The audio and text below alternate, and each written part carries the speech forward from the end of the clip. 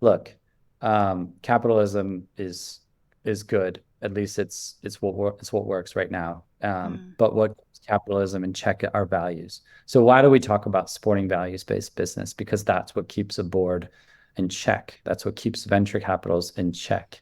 When it's a transparency report, whether it's okay, we have an 85-point cutoff, but like what other cutoff do you have when you economically choose to buy that coffee or that coffee? And what vision of the future are you? And so if a company has projects that shows you that they're trying to and hold them accountable to like the reporting of those projects. So I think that as a person in 2024, we need to understand what capitalism is doing to our Mm. society, and how these forces are colonializing ourselves, how these forces are pushing themselves on us. This episode is proudly brought to you by Mapper Forward's workshop. It's time to become a coffee consultant. Learn how to diversify your revenue streams and create freedom from your day job while saying goodbye to that alarm clock forever by becoming a consultant within the coffee industry or directly to consumers who have shifted towards home brewing and home roasting. Protect your income from challenging times in the coffee value chain by taking this course today. Go to mapperforward.coffee/workshops or click the link in the show notes for details. Welcome to the Daily Coffee Pro by Map It Forward, friends. I'm your host, Lee Safar, and this is really sadly the last episode of this 5-part series, this brilliant 5-part series with Felipe from FAF Coffees in Brazil. Felipe, we are going to be talking about where do we go from here? And this has been one of those conversations where I feel like I'm going to be excited to watch this in a year from now, because in all of my 20 years in coffee, I don't think I've ever been in a situation where I have said, I don't know where the year is going to end. I don't know where this year is going to end when it comes to the price of coffee. And all of the 4 scenarios that you've laid out, I can tell Mm. you where I think it may end up. Actually, I'd love to ask you, where do you think it may end up? Scenario A, B, C, or D? Lee, I think I'm terrible at predicting the market, and Okay. I think we all are. And I don't want to influence anyone because that's a very serious business decision. I think we should be prepared for all four. Mhm. Um, what I can say is I don't think we're in as serious trouble as cacao. So in the worst case scenario, because my mind automatically goes always to the worst case scenario. Mhm. And what would I do if I wake up and I refresh my screen and I'm in scenario C? This is what I'm going to do. If I wake up, I'm in scenario You're D. This is prepared. what I do. And I'm not going to freak out because I thought about it all. So I've thought about all those things and I have a plan for each of those. And I explain that to my team. And, there's not going to be any kicking and screaming. It's just, okay, heads down, focus, let's go. That's just how I think. But Mm. I don't think we're in a scenario, even if we do go to scenario D, I think it'll be like a spike and then a drop, because we're not fundamentally um, in a problem like cacao. We have a lot of good things for us, but I don't think it's going to be until 2026, at least from a Brazil perspective, that we Mm. can have another, like 2020 wasn't a historical high harvest. We are still a few years away from Getting reaching back that to that. level, getting back to level again, but we're making the right moves. We need help from everyone from the industry. I think the SCA should be talking about that. The BSCA, how do we set goals of global volumes of supply, based on projections of global consumption, and how do we do that sustainably? And I Mm. don't see that conversation. So until we have a serious plan and conversation, we will have volatility. We will have spikes in here and there. So I would say that any of the scenarios are possible. I would just say, not. I would again repeat, not choosing to have a strategy is being a speculator. So just don't get caught out during a peak if you're a buyer. Mhm. Same as a producer. Try not to get caught out at a low, but those are hard because those sometimes last for 8 years. So um, that's as much as I can give to anyone. I think that it's such wise words because, you know, again, if you're someone who thinks they know what's going to happen, and look, you and I have had conversations off air about what, you know, what's some very interesting things that are happening in the supply chain, how we think they might impact things, whatever.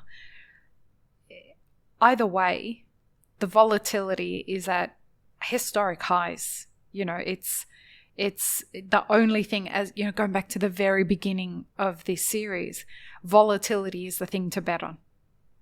It's the one thing that we can guarantee for at least the next few years. And we just want to hope that on the other side of that volatility, we use that volatility well.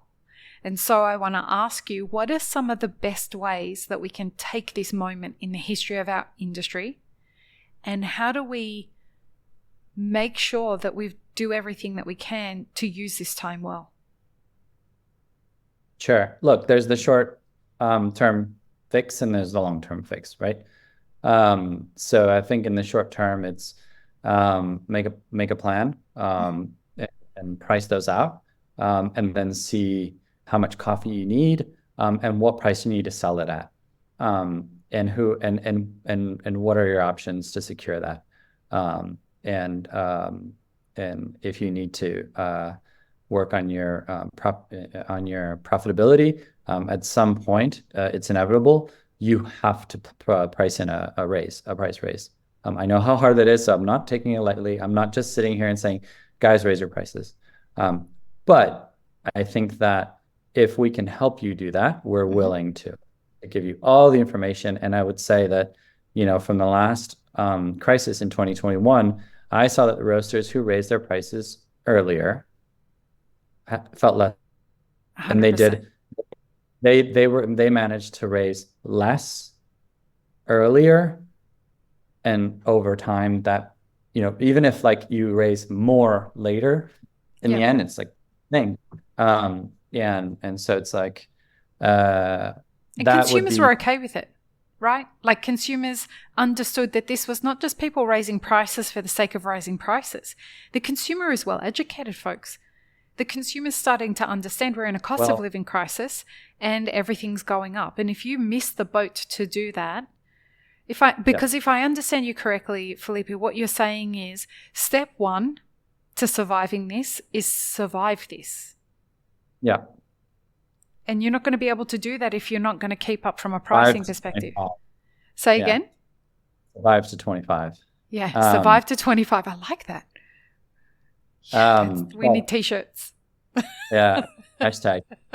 No, I think that's, you touched on the long-term situation, right? Can the consumer pay more? No, they can't. Yes, they can. Comes down to value, right? And we are seeing, I'm starting to see prices at Starbucks, Costa Coffee, these like second wave chains, pretty close to third wave chains. And third wavers, especially coffees, telling me they can't raise their price. And I'm like, that makes no sense at all. Like that means your brand has no value. Like that means what you're doing has no value. I mean, like, could you imagine Gucci prices getting close to Zara prices? You know, arguably like market share grows and falls and gains, but these companies don't just, you know, start selling at losses. So, you know, on a marketing sense, none of this makes any sense. I fully understand. I'm not diminishing the pain that people are facing, especially due to exchange rates, because like America's like, yeah, it's so hard. It's like, oh my God, you have no idea what so hard is. Compared to Australia, what Australia is having to deal with currency conversions, what Brazil's dealing with currency conversions, like everywhere. Yeah. But let's talk about Australia. Okay. I lived in 2012. I worked with Mark Dunn and Bridget at Shout out to 7C. Mark and Bridget. Yeah, and Russ at Reuben Hills and Supreme, and I was working at Silo as well when they had that, and I was and it was a golden era, right? 2012 was just everyone was Magic. on fire. It was It's magic, and magic in the coffee um, industry in Australia. but I noticed a problem that I didn't realize till later, and I think it started then.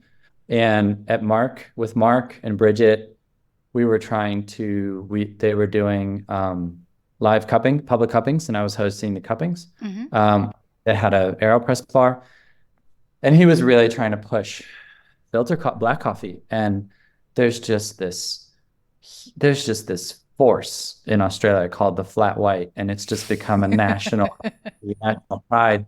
And I think it's like personally, I might get like cussed out in Australia, but I think it's to blame for everything that's happened because it's just commoditized, and then some brilliant guys like no one realizes the change in quality if we drop because of the milk and blah blah blah. And then that's just sort of 12 years down the line. Of course, lots of other reasons, saturation, whatever, people, race to the bottom, who knows. But I would like to quote Andrew Stones, who's the CEO of Supreme.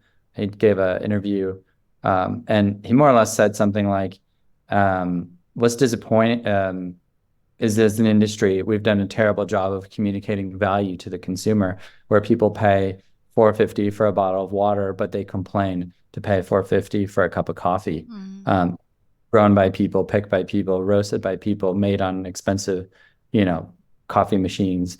And the point is that coffee is just, the narrative around it is just a pick me up, whereas it's not anymore. It's not a medium that people connect with community and being in the moment and whatnot. So I would even say that in my mind, basically what I'm saying is let's define the problem to sort of figure out what the solution is. And the problem is we've commoditized specialty to the point where people don't realize any value.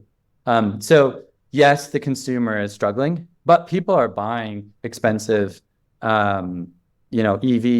They're buying expensive, like barbecue grills. People aren't buying just simple like charcoal. They're buying these Japanese crazy barbecue grill. Like luxury products are flying off the shelf. All kinds of stuff like that. So, and then so basically we're not communicating value. And I think that in my mind, there's two solutions to that. There's two routes. There's two important parts to that. One is quality, for sure. Like say coffee. They're killing it. The hardest thing, the most challenging thing to their business plan is getting enough 87-point coffee. Yeah. Well, and I think that that's going to become a greater challenge for them, for anyone, given the number of people that are looking for those kinds of coffees. And just to clarify what I mean here is a lot of producers who were providing coffees that were around 83, 84, 85, a lot of those specialty coffee producers are calling me up and saying, Lee, people are telling me that there's something wrong with the coffee that I'm trying, that they're cupping from me, because, we've been through a drought and the coffee just doesn't taste like it did in previous years. So if you're getting a coffee that is legitimately cupping at an 87, that is hot property right now. You're going to find buyers all day long for that. These guys have the market, right? They can pay whatever. Price is not an issue. Well, they've done the work, right? These guys do the work. Exactly. That's the point. Every roast is perfect. They roast like hundreds of coffees a year. They've got a customer base that pays for it. They have trained people to love black coffee, to love coffee. Okay. They're not selling cappuccinos. They're selling coffee. Right. Okay. So we're true to the coffee, except the problem is we've had a success story in specialty coffee, which is creating a language that we communicate quality on. And a lot of people have betrayed that language and gone to the easy route of selling flat whites. But the point is, though, for me is like, I think we need more than that now. like just selling quality is maybe not enough. It's also a bit elitist, because you can only sell that to fairly wealthy people. And like I don't hate capitalism. I hate inequality. And I don't like, because I think inequality creates lack of education, leads to crime, leads to Corruption. climate change, leads to all these things. Mm-hmm. And I think that I'm going to get a little political science philosophy on it, but like Go for it. I think that we connect with people in the coffee industry. We don't connect with billionaires.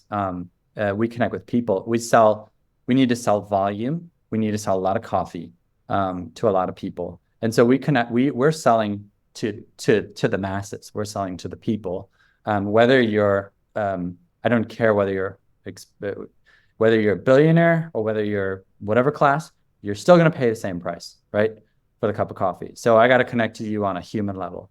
And I think there's a beauty in that, and there's a movement to that.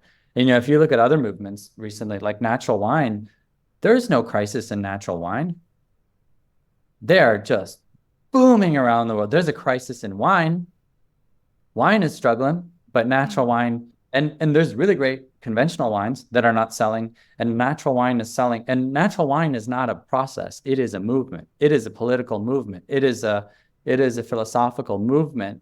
There are all kinds of natural wines within natural wines, from funky to very clean to all the things. But people have just been attracted to natural wine for this value of something they think is better for the world, something they say is better for themselves. There's this whole other thing. So like, we always look to wine, right? Like, what has happened in wine? Like Bordeaux, it cannot sell a bottle of wine, while like natural wine people are just, natural wine bars are just, and people are spending a lot of money on that. So why don't we step back and we say, well, what is our movement? Okay. Is it just going to trade shows and just create more trade shows and adding more equipment and like baking equipment to pay like, no, like, hold up. There's people that are upset with what's going on. There's people like, I think some of my industry heroes, like Jeff Watts, is creating like Oscillations is an incredible movement. He's someone you should interview on the podcast for sure. What is that discourse that we should be having? We need a lot of people. We can't do this by ourselves. We need to have a political movement, because on business and guess what? Small business, you have to be political. There's no such thing as not political in business, because you're selling to people. And coffee's been like, I'm not going to touch politics. And I think that whatever it is, whether you agree or whether you don't, saying this coffee is made by women, that's sort of connected with people, or this coffee is, supports the LGBT community or whatever. Arguably that's a good business. That can be a good business decision if you connect with a community. So you need to connect with a community, basically. And I think that we have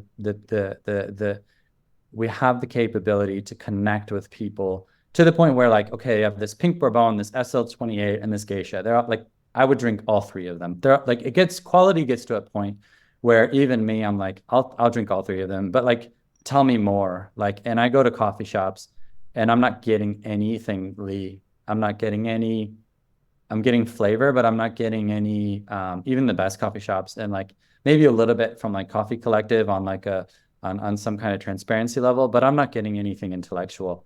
And I think there's so much going on in the world right now.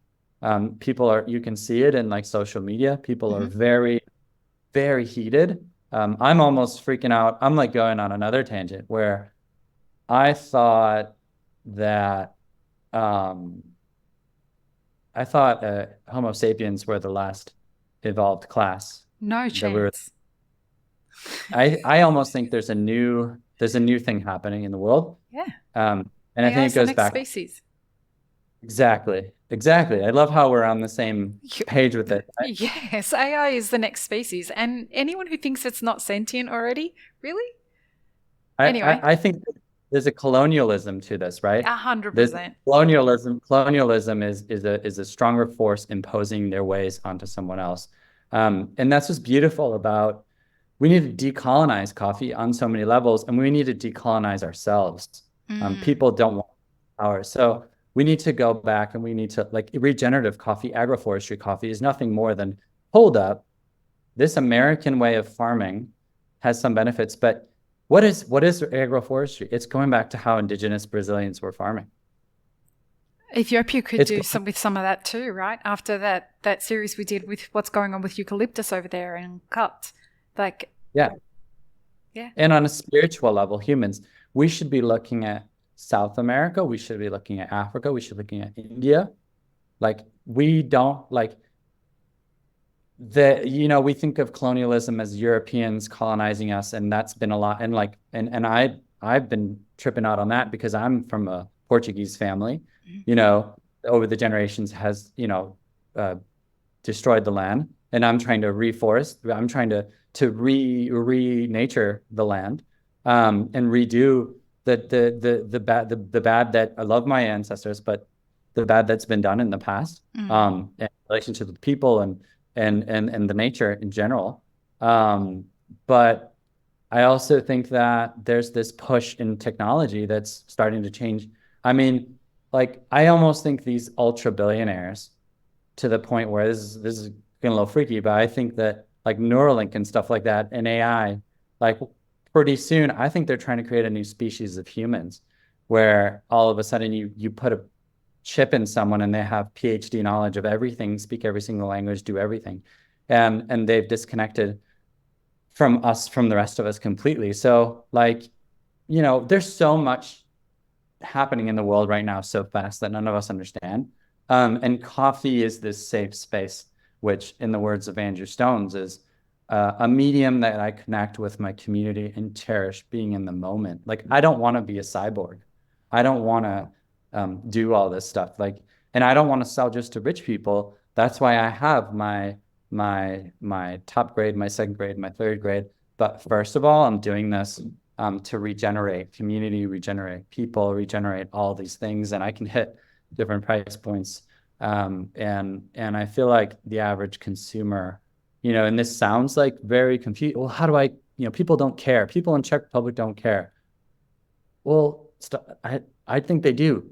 I think they do. And I think people are tired of TikTok. I think there's a place for like your podcast and stuff like that. I think in coffee has no movement.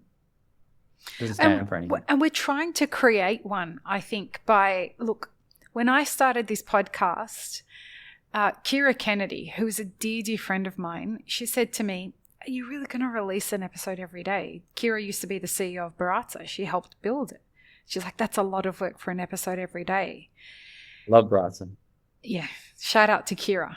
And she said to me, I've been watching, and there's like one or two people that watch the podcast every day. How sustainable is this going to be? And I said to her, listen, I think it's going to be about 1,000 episodes before I figure out how to do this. And I think that the future of this industry is that at some point people are going to get tired of the bullshit they're being sold, of the dessert for dinner is what I used to call it. And I think people are going to be hungry for authenticity and integrity. I think that we're going to reach a time, and I don't know what it's going to be, but something is going to make us hungry to listen to people who want to talk about real stuff, rather than barista competitions and latte art competitions and all this stuff that doesn't really feed us really in our minds and in our hearts and in our souls. What those things do is that they trick us into thinking that we're a part of a community. But folks, you're in a community of people who are competing against each other. That's not really community. That's people outside of those competitors tricking you to come together so that they can sell their machines and they can sell their marketing and they can sell their brands to you while you participate by competing against each other. And so I knew that I was finding that vulgar. And the more conversations I had, the more I was hearing people say, low-key, like, I'm not into it, but I have to be into it because I work for a company that supports it, or, you know, my boss wants me to be a competitor, whatever it is. The more and more people I spoke to as we got to episode 300 and episode 500 and episode 700 of this podcast, the more and more I started hearing from people of, hey, listen, like, please keep doing this. I'm not able to talk with anybody. I don't have anybody to talk about this stuff with. And so when I listen to your podcast, it's like I'm there in the conversation. And then the pandemic hit. And when the pandemic hit, people were tired of listening to it just accelerated the process for this podcast. And people started thinking, I hear that this crazy woman keeps talking about something's going to happen. There's going to be some kind of a crisis. And we were talking about it early. And I get we were early, but we weren't wrong. And you haven't been wrong yet. Thank you. Thank you. I know you're a long-time listener of the podcast and a really good friend to me, and you're someone who always challenges me on stuff. You always give me things to think about. And I take what you say, it has weight with me. Because you're a thinker and you're an intentional business person, you're not an intentional just dreamer about where things could get. You are functionally doing things to change the landscape of our industry, and you're not taking the shortcut. You're very serious about where this is going to go. You're very serious about creating something that is sustainable in the legitimate meaning of the word sustainable. And you're doing it from a deeply conscious perspective. I have seen you evolve and shift as a man and a human. I have seen you evolve and shift as a business person. I have seen you evolve and shift as a colleague.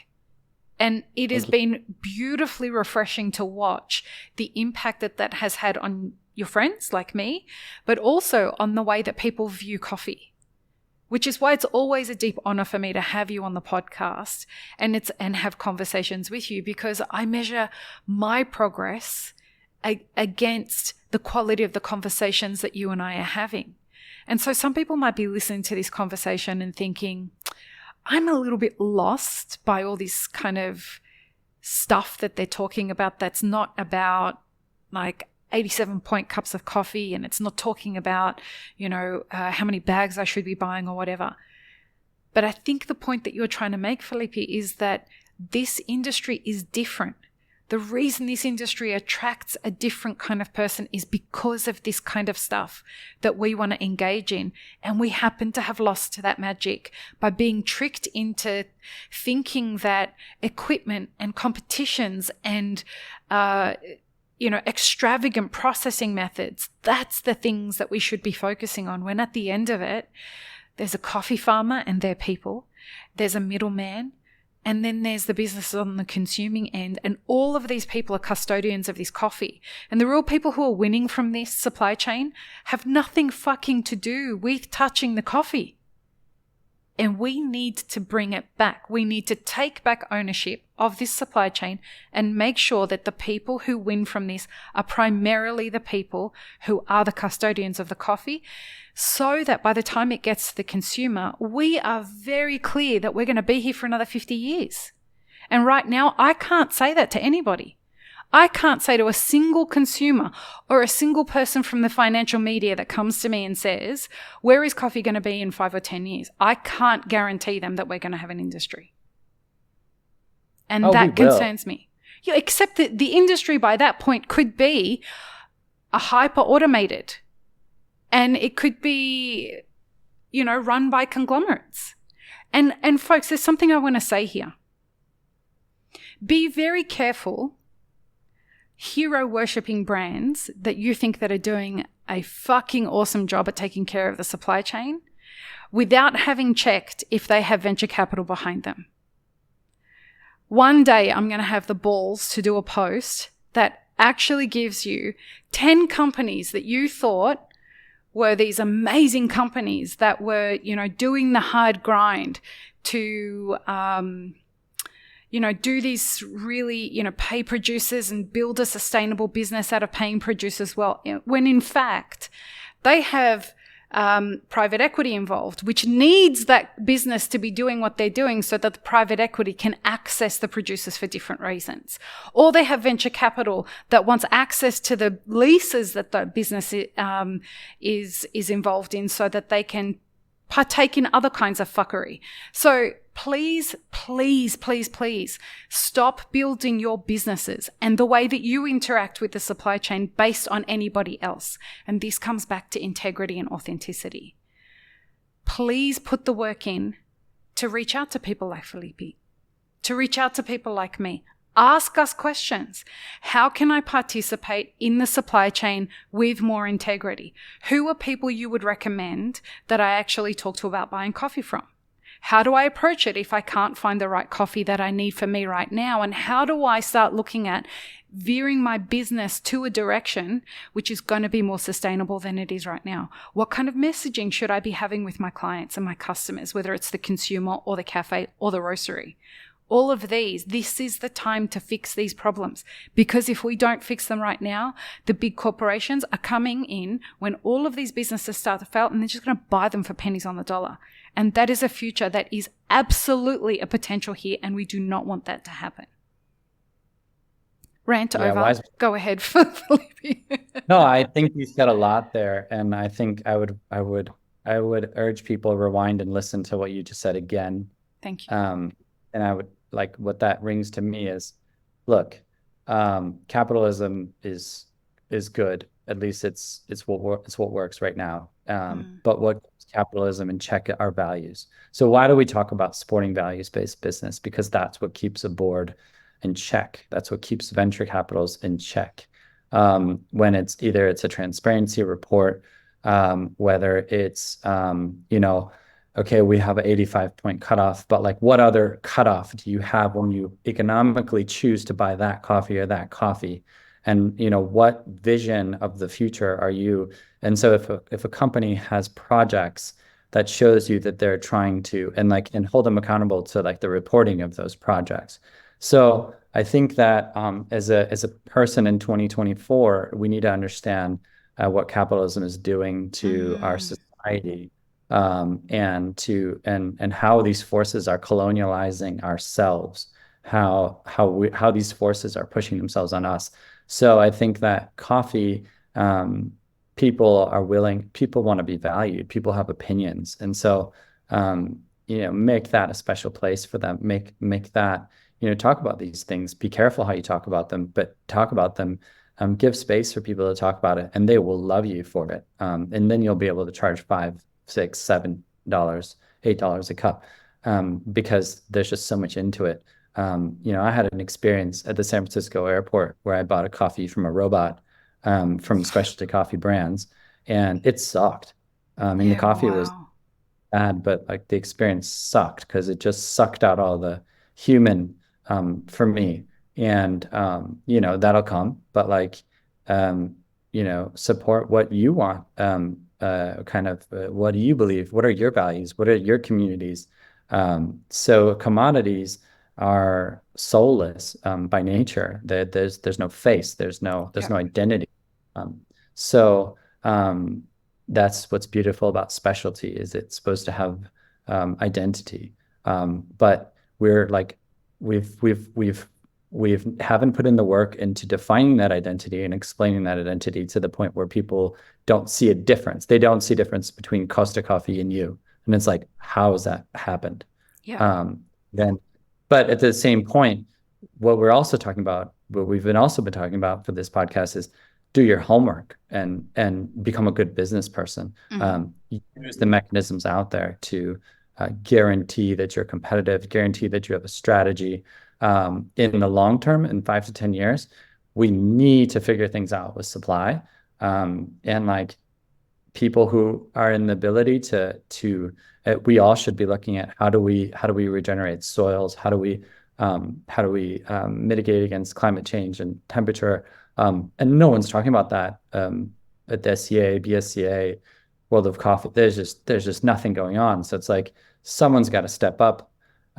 Maybe a lot of people in the industry that feel frustrated. And first, let's have a conversation and see if we come to agreement as to what is our identity in 2024 and what do we want our identity to be in 2030, and how do we explain that to people, because we did it with quality, right? In the past 40 years, 30 years, we've done it. We've managed to communicate that there's equality. We're running the risk of destroying that confidence in the consumer if roasters start to just buy commodity, and then everyone will say this whole specialty coffee thing was just a fad. You know, so I think it's go back to the drawing board, realize we have a problem, identify that problem, and let's discuss. You know, I think we need a movement. We need an identity. We need a movement. And there's a lot of different. As a entrepreneur, you can lift a lot of different flags, a lot of different banners. But it would be nice if we had an all-encompassing, welcoming, inclusive, you know, vision of the future for our specialty coffee industry. Or maybe it's not everybody's in the same boat, but maybe a group of us that stands for something, because a lot of people are telling me that they're unhappy with how things are going, but they're not putting the words, what are you unhappy about? And I think we should start there. Like, what are you unhappy about? And then how do we change that? So we need to do that, and we need to look we need to say, what do we want the coffee industry to be by 2030, 40, 50? And we can do it with ways to get there. Yeah, we can. Yeah. I am very proud to be your friend. I'm very proud to be a colleague of yours. I'm excited about the vision that we have for the future in this industry. And despite having coined the phrase coffee crisis, I am hopeful. I am hopeful because I have people in my life like you and other people that hold me accountable to being to these conversations, whether we have them on the podcast or off the podcast. So thank you. I am deeply grateful for the way that we have kind of learned over the past 6 or 7 years how to be smarter and more aware, and still recognize that we have so much more to learn in this game. And our friendship makes this a safe place for me to constantly admit, I don't know what I'm doing. Neither do I. So will you let people know will you let people know how they can get in contact with FAF? Of course. Well, the feeling is mutual. Thank you. And thank you, listeners, for we've just gone on and on. But yeah, we have Instagram, FAF Coffees, FAF Coffees. Just send us a message, or sales@fafcoffees.com if you're interested in coffees. And we'd love to get in touch. And the links will be in the show notes, folks. And if you guys love this kind of content, I want to let you know that we have a Patreon, and you can become a member of our YouTube paid membership thing. The money that we collect from that goes into projects that we are going to be working on later this year that are producer focused. So consider supporting the podcast. We have made a deliberate business decision not to have external sponsors on this podcast, which takes a couple of $100,000 worth of revenue away from this brand, which is a big hit to the business. So we've decided to do that so that we never have anybody that controls this content. And I think that that's a real valuable asset to the industry. So if you can support us that way, the other way is just share the podcast with your friends, which is a huge, huge value to us, because it means that other people are getting informed about the kind of incredible things that Felipe said in this series. So once again, Felipe, thank you very much. Would you do us the honor by signing off the series? I'd love to. Well, thank you, Lee, and everybody, and peace, love, and peanut butter, friends. Have an amazing rest of your day, everyone. Bye. I really hope you enjoyed this episode, friends. Please don't forget to show us some love by subscribing, liking, commenting, and most of all, sharing this podcast with your friends. Check the show notes for links, including our sponsors and our Patreon, and stay tuned for more great conversations on the Daily Coffee Pro by Map It Forward.